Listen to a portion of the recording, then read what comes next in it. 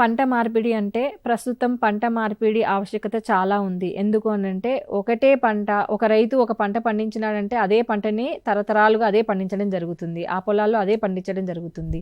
తద్వారా ఏమవుతుంది అంటే భూసారం అనేది తగ్గిపోతుంది. ఉదాహరణకు వరి తర్వాత వరి వేసుకునే వాళ్ళు ఏమవుతుంది అనంటే మనకి నత్రజని అండ్ సేంద్రియ పదార్థం అనేది చాలా వరకు తగ్గిపోతుంది. జింకు సమస్య ఏర్పడుతుంది. చౌడు సమస్య అనేది ఏర్పడుతుంది.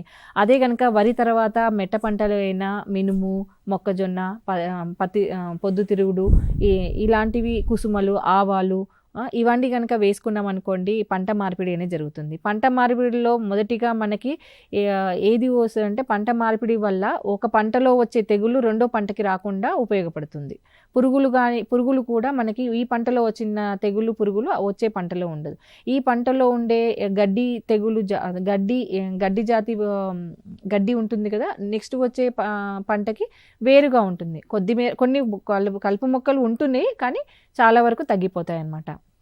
ఎందుకంటే కొన్ని ఎత్తుగా పెరుగుతాయి, కొన్ని గుబురుగా నేలను కవర్ చేసుకొని పడుతాయి. అప్పుడు మనకి ఈ గడ్డి సమస్య కొంతమేర తగ్గుతుంది. సో ఇదే కాకుండా పురుగులు, తెగుళ్ళు, అలాగే భూసార పరిరక్షణకు పంట మార్పిడి చాలా ముఖ్యమండి. ఎందుకంటే మనకి ఒక పంట తీసుకున్న పోషకాలు ఒక లోతులో తీసుకుంటుంది, ఇంకొక పంట ఇంకొంచెం లోపలికి తీసుకుంటుంది. అంటే భూమి పొరల్లో ఉండే వివిధ పొరల్లో ఉండే పోషకాలని రెండు పంటలు వేరే వేరే విధంగా తీసుకోవడం వల్ల ఏమవుతుందంటే పోషకాల సమతుల్యత కూడా దెబ్బతినకుండా ఉంటుంది. అంటే ఆ వరి వేసుకున్నారనుకో భూమి పై పొరల్లో ఉన్న పోషకాలను తీసుకుంటుంది. దాని తర్వాత మినుము, పెసర వేసుకున్నాం అనుకోండి, దీనికి డైకాట్స్ అంటాం అనమాట.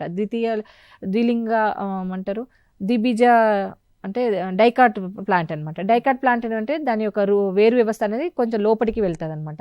అలాంటి పంటలో ఏమవుతుంది, కొంచెం లోపల్లో ఉండే పోషకాలను తీసుకోవడం వల్ల మన యొక్క పోషకాల వినియోగం అనేది కూడా పెరుగుతుంది. భూమిలో ఉండే పోషకాల వినియోగం కూడా ఎక్కువ మేర పెరుగుతుంది. అందుకోసం ఏమని చెప్పాలి అంటే ఈ పంట మార్పిడి అనేది మనకి పురుగుల తెగుళ్ళ బెడద నుంచే కాకుండా ఈ భూమి లోపల పొరల్లో ఉండే పోషకాలను తీసుకోవడంలో కూడా పాత్ర పోషిస్తాయి. కంపల్సరీగా రైతులందరూ కూడా ఒక పంటే కాకుండా పంట మార్పిడి, ఒక పంట తర్వాత ఇంకో పంట వేసుకోవాలి. ఈ సంవత్సరం ఇక్కడ పత్తి పండిస్తే ఇంకోసారి కంది పండించడము అట్లా చేసుకుంటడం వల్ల మనకి మంచి భూసారాన్ని మనకు తెలియకుండానే పరిరక్షించిన వాళ్ళం అవుతాం.